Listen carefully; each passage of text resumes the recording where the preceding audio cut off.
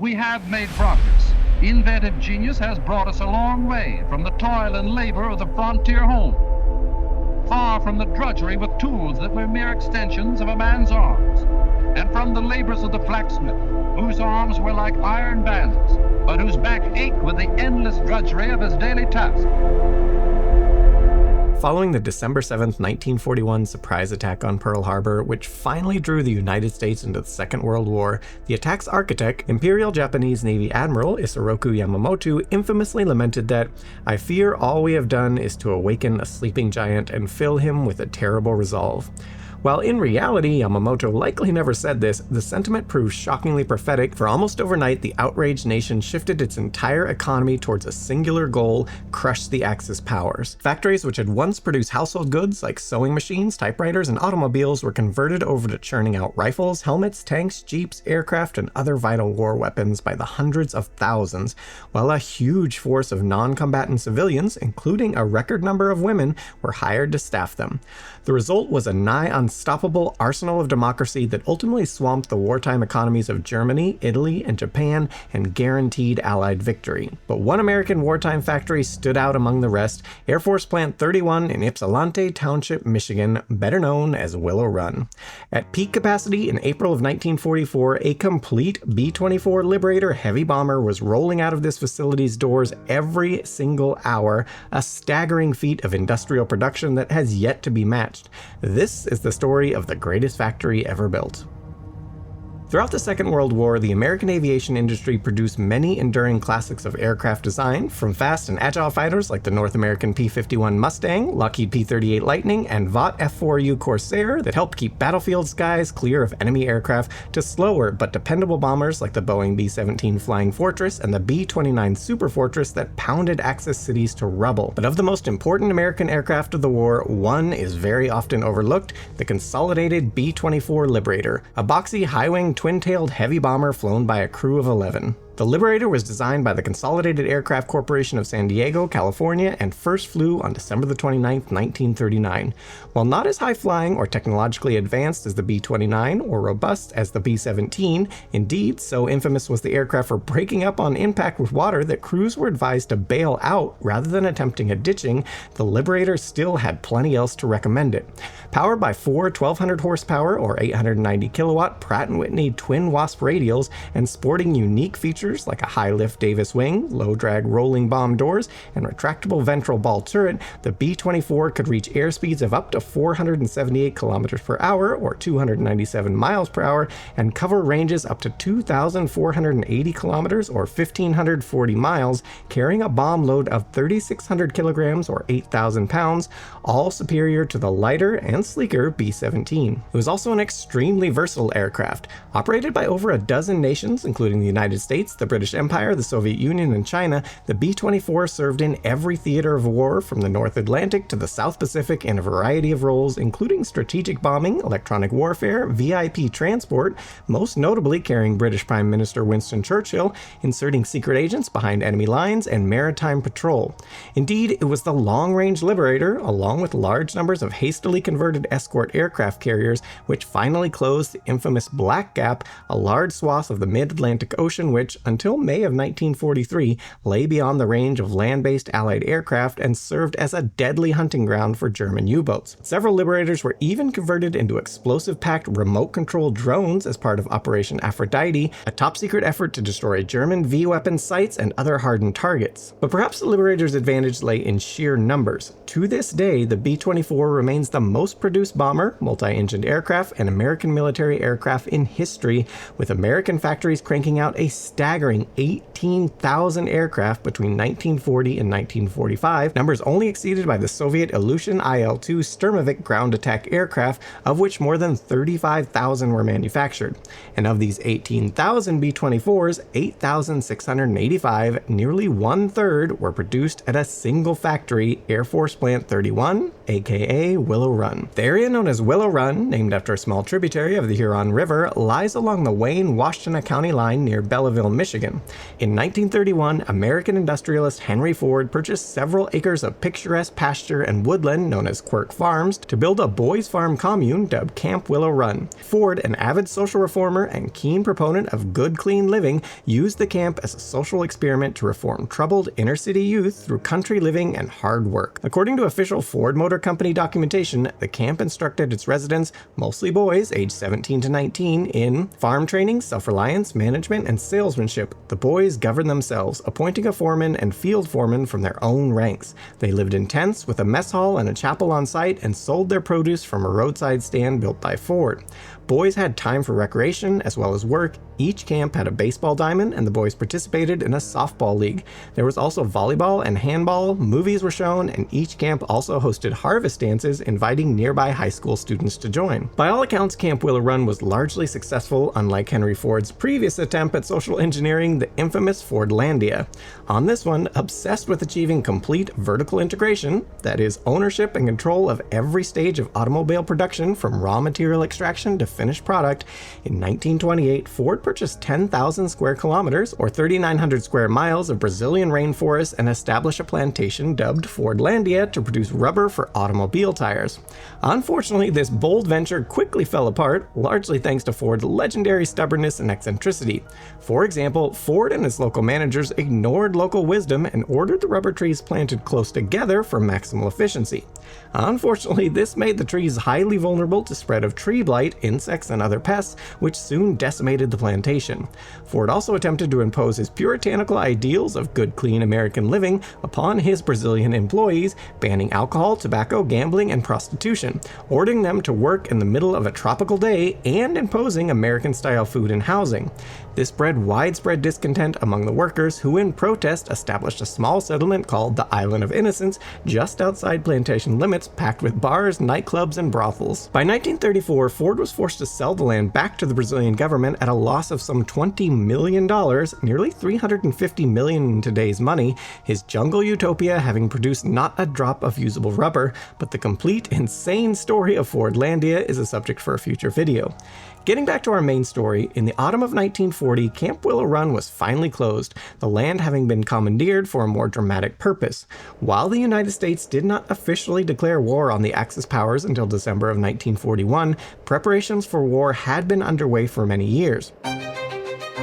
On November 9, 1938, following the Nazi annexation of the Czech Sudetenland and the infamous anti-Jewish pogrom known as Kristallnacht, U.S. President Franklin D. Roosevelt asked Congress to approve the construction of 10,000 aircraft for the American Armed Forces. Congress, still mired in the Great Depression and staunch isolationist sentiment, balked at this number, which exceeded the total number of aircraft produced in the United States up to that point since the Wright brothers' first flight in 1903.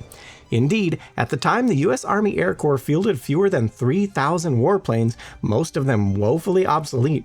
As a result, 7 months later, Congress offered a compromise of 5,500 aircraft produced over 5 years. However, Nazi Germany's blitzkrieg conquest of Poland in September of 1939 and Western Europe in May of 1940 dramatically showcased the devastating effects of air power, and it became increasingly clear that the United States would inevitably be drawn into the conflict.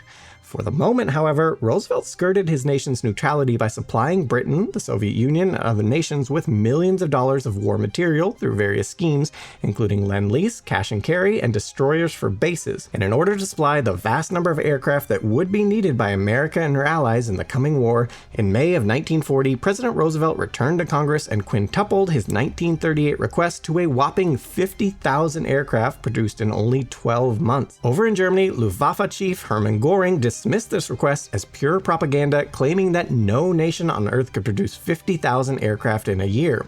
And while Göring's superior, Adolf Hitler, was more wary of America's industrial might, he estimated that it would take the US at least 4 years to tool up for full-scale production, by which time the Third Reich would have won the war. However, Roosevelt would get the last laugh as US industry cranked out more than 100,000 aircraft by war's end. In order to meet this audacious production goal, the United States would have to harness and dramatically expand the forces of its already considerable peacetime manufacturing industry, in particular the automotive sector. The task of organizing this effort fell to William S. Knudsen, a former senior manager at the Ford Motor Company and General Motors who, in 1940, was appointed by President Roosevelt to the position of chairman of the Office of Production Management. 2 years later, he was commissioned as Lieutenant General in the United States Army and appointed Director of Production, Office of the Undersecretary of War, the only civilian in American history to be granted such a high initial rank. In October of 1940, Knudsen gathered up the heads of Studebaker, Nash Motors, GM, Ford, and Hudson Motor Car Company to coordinate the conversion of their peacetime automotive factories to bomber production. While at the time, the U.S. aircraft industry had several bomber designs under development, including the Boeing B-17 Flying Fortress, Martin B-26 Marauder, and North American B-25 Mitchell, attention quickly focused on the consolidated B-24 Liberator, whose superior speed, range, and bomb load made it the U.S. Army Corps' preferred candidate for mass production. However, by this time, Consolidated had only managed to deliver a paltry 6 aircraft, all of which had been sent to the United Kingdom. Knudsen's scheme, known as the Liberator Production Pool Program, ultimately selected the Ford Motor Company as prime contractor to ramp up production. Ford, then under the direction of founder Henry Ford's son Edsel, duly dispatched production manager Charles Sorensen, a tough, no-nonsense man who in his 35 years at Ford had earned the nickname Cast Iron Charlie, to the Consolidated plant in San Diego to observe their production processes. What he saw shocked him. He states, "The nearer a B-24 came to its final assembly, the fewer principles of mass production there were. Here was a custom-made plane, put together as a tailor would cut and fit a suit of clothes. The B-24's final assembly was made out of doors under the bright California sun and on a structural steel fixture. The heat and temperature changes so distorted this fixture that it was impossible to turn out 2 planes alike without further adjustment." Ford tool and die maker Martin Chapin, who accompanied Sorensen to San Diego, further noted, "Consolidated had built and assembled aircraft for generations, and they thought our innovations were almost sacrilegious. They built airplanes with plumb bobs and levels, while we were used to sophisticated fixtures and gauges." Sorensen continues, "All this was pretty discouraging, and I said so. Naturally, and quite properly, the reply was, 'How would you do it?' I had to put up or shut up. 'I'll have something for you tomorrow morning,' I said." I really did have something in mind. To compare a Ford V8 with a 4-engine Liberator bomber was like matching a garage with a skyscraper, but despite their great differences, I knew the same fundamentals applied to high-volume production of both, the same as they would to an electric egg beater or to a wristwatch. First, break the plane's design into its essential units and make a separate production layout for each unit. Next, build as many units as are required, then deliver each unit in its proper sequence to the assembly line to make one whole unit. To house all this and provide for efficient operation, there should be a new plant specially designed to accommodate the progressive layout.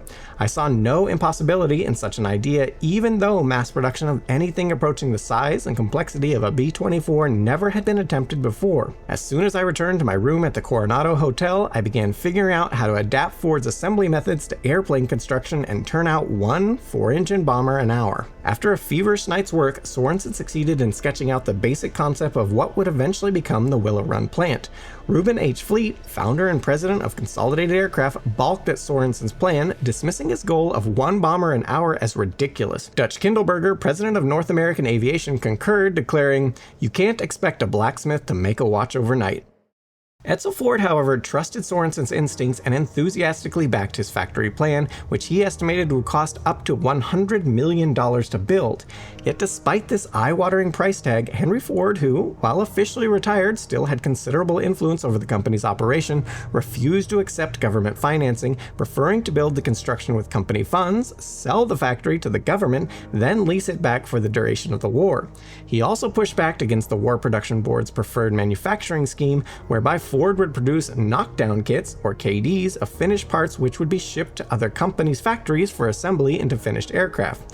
4 firms were selected for this task: Consolidated Aircraft itself, which tripled the size of its existing factory in San Diego and built a new facility in Fort Worth, Texas; Douglas Aircraft of Santa Monica, California, which operated a government-built plant in Tulsa, Oklahoma; Bell Aircraft of Buffalo, New York, which assembled B-24s and a factory outside Marietta, Georgia; and North American Aviation of Los Angeles, California, whose B plant in Grande Prairie, Texas, manufactured the G variant of the Liberator starting in 1943.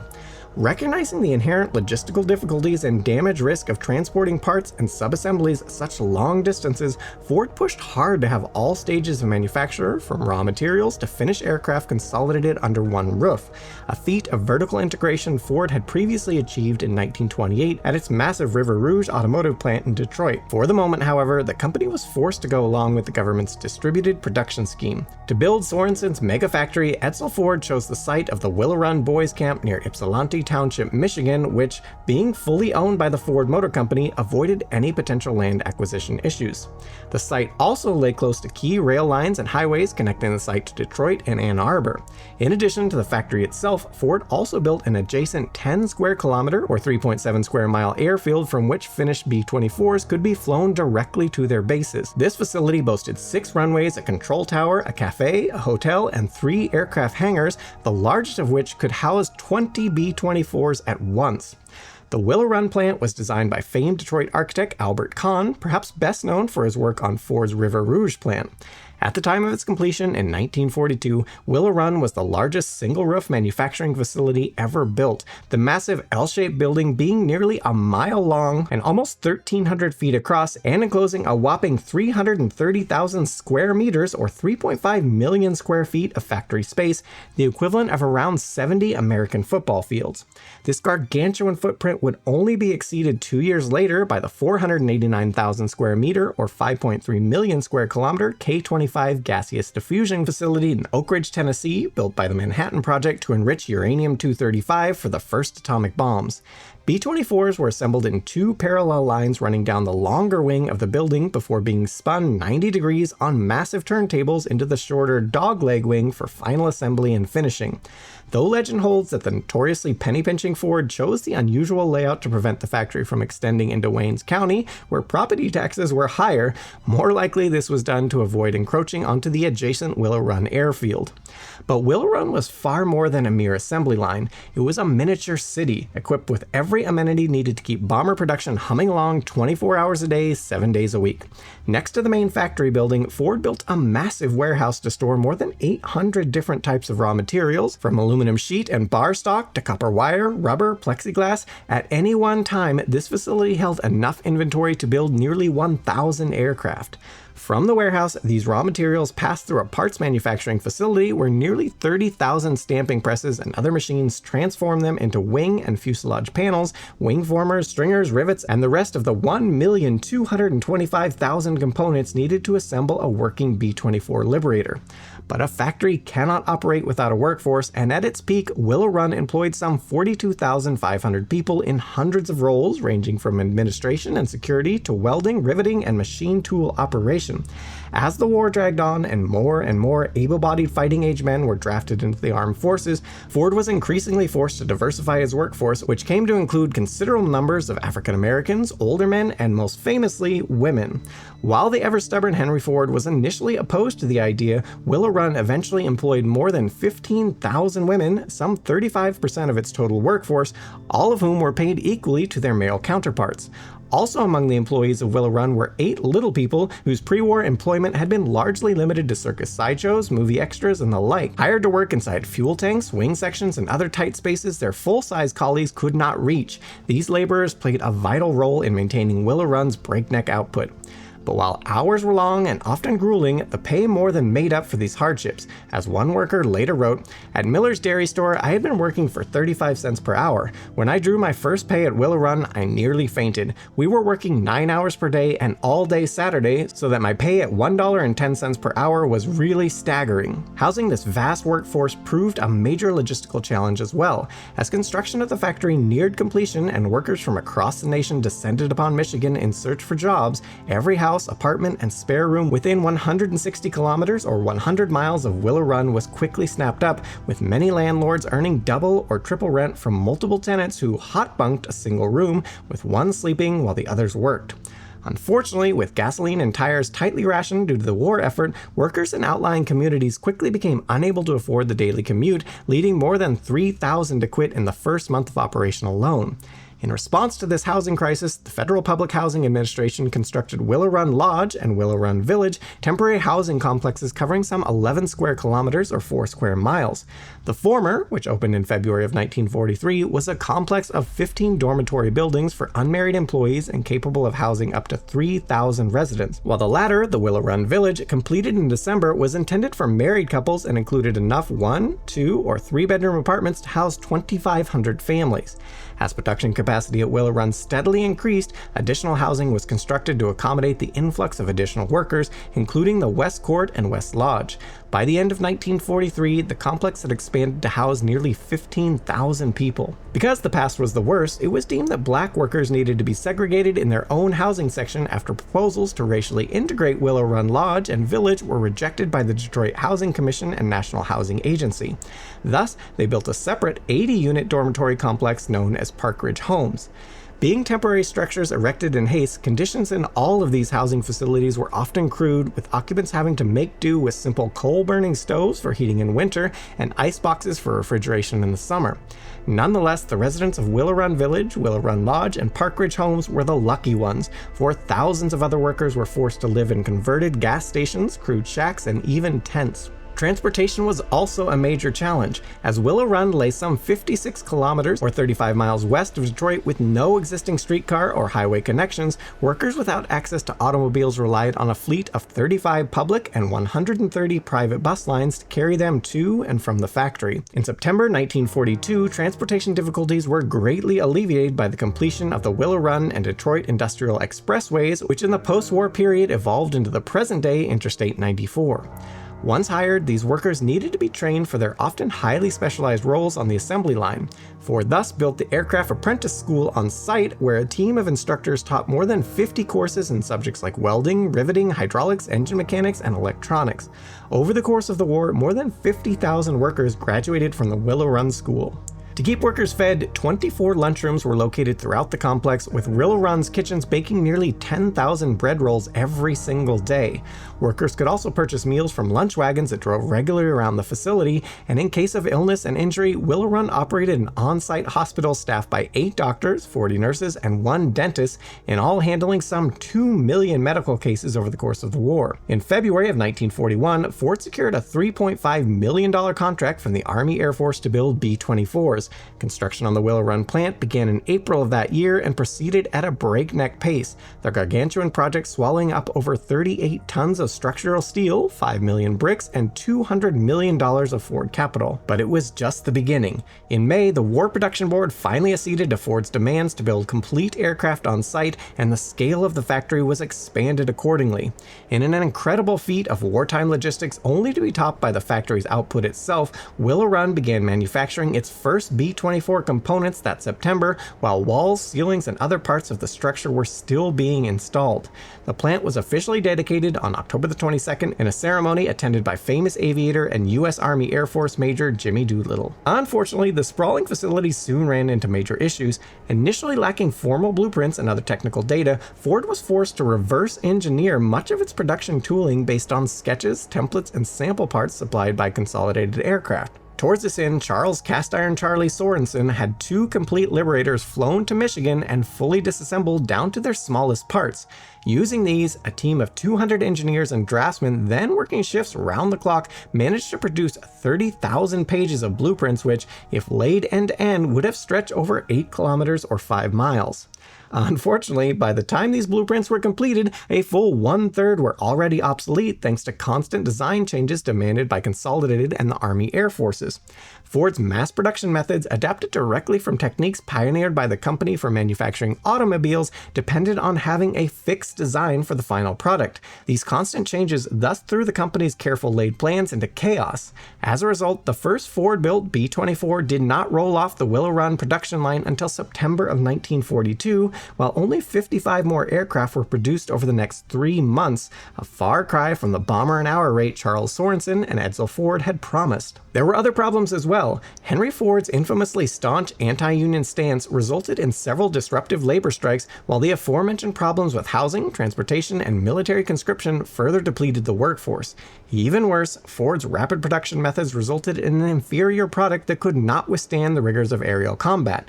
As General Henry Hap Arnold, chief of the Army Air Forces, told famous aviator Charles Lindbergh, then a consultant at Willow Run, combat squadrons greatly prefer the B-17 bomber to the B-24 because when we send the 17s out on a mission, most of them return, but when we send the 24s out, most of them don't. As these production and quality control problems carried on into early 1943, critics took to calling the plant Willow Run, and in February 1943, then-Senator Harry S. Truman, heading a presidential committee charged with eliminating wartime production waste, was dispatched to Willow Run to investigate the production delays.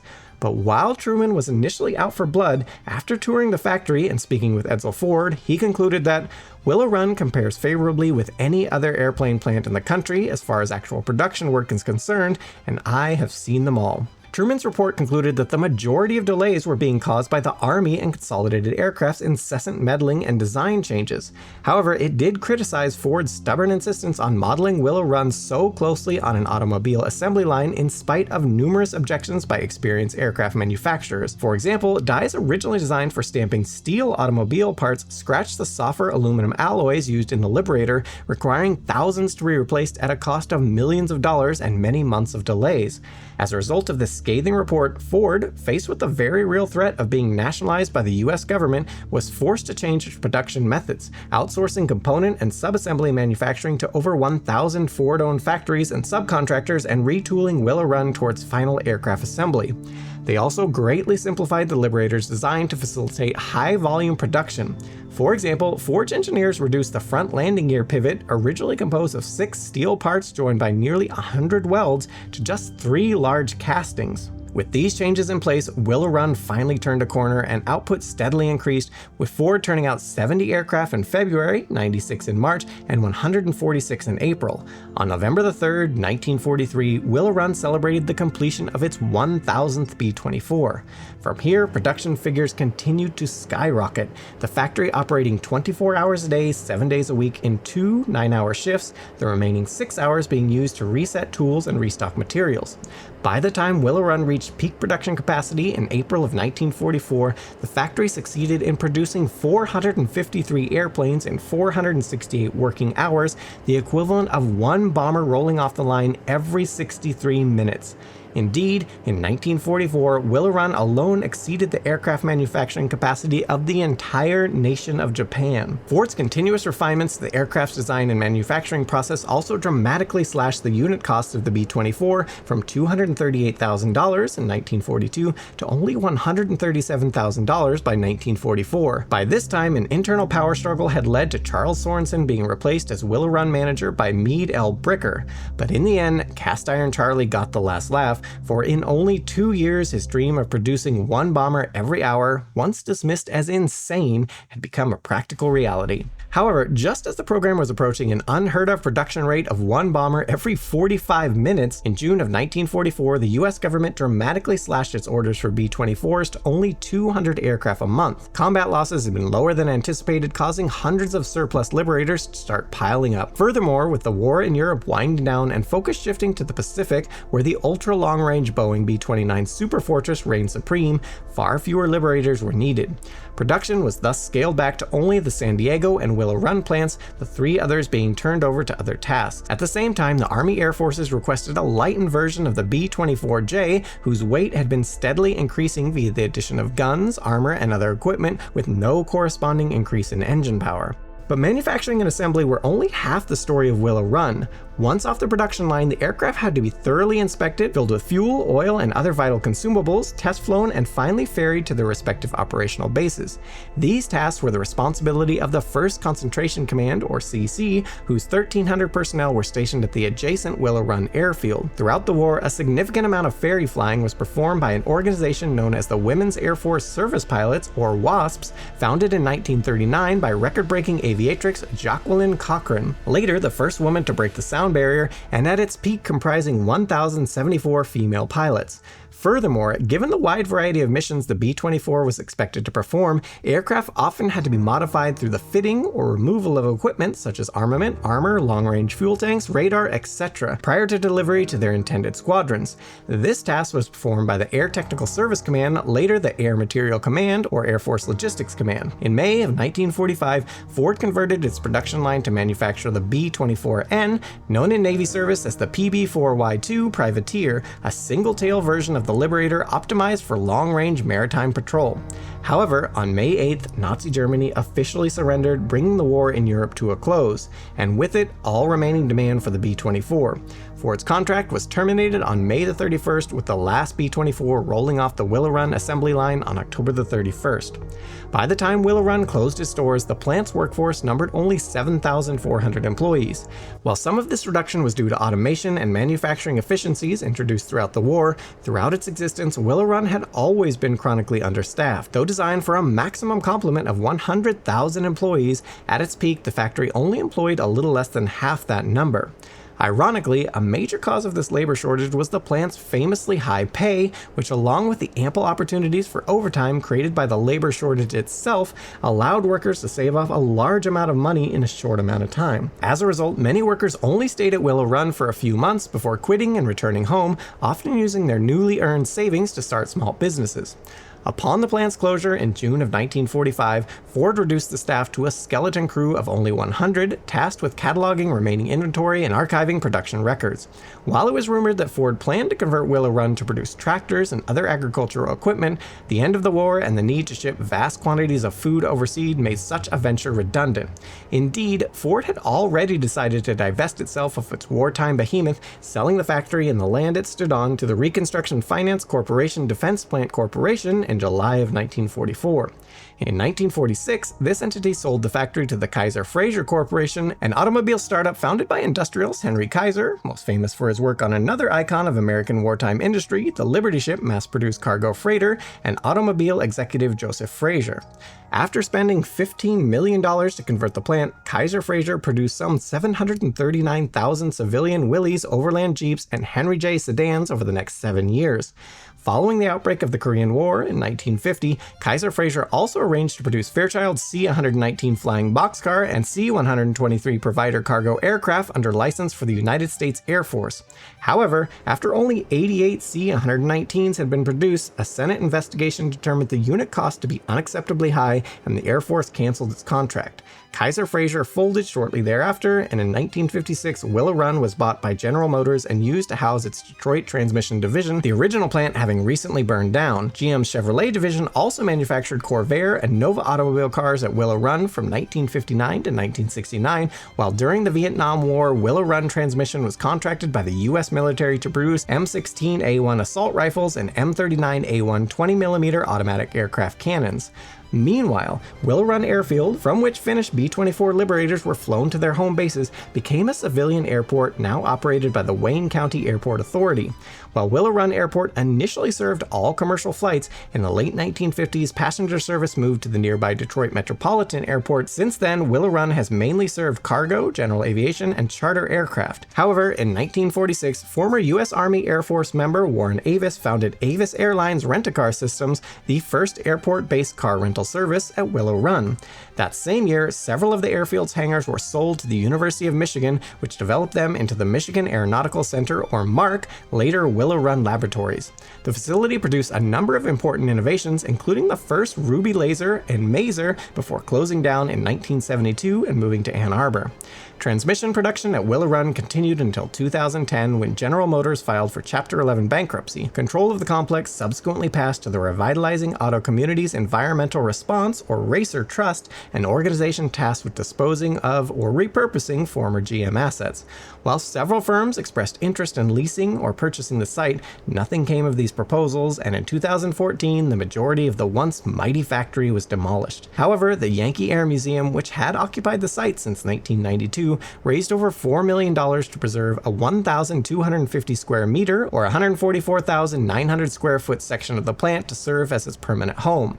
Whilst this represents only 5% of the gargantuan factory's original footprint, when completed, the facility, now known as the Michigan Flight Museum, will help preserve the memory of this historic feat of industrial might that helped secure ultimate victory in the largest and deadliest conflict of modern times.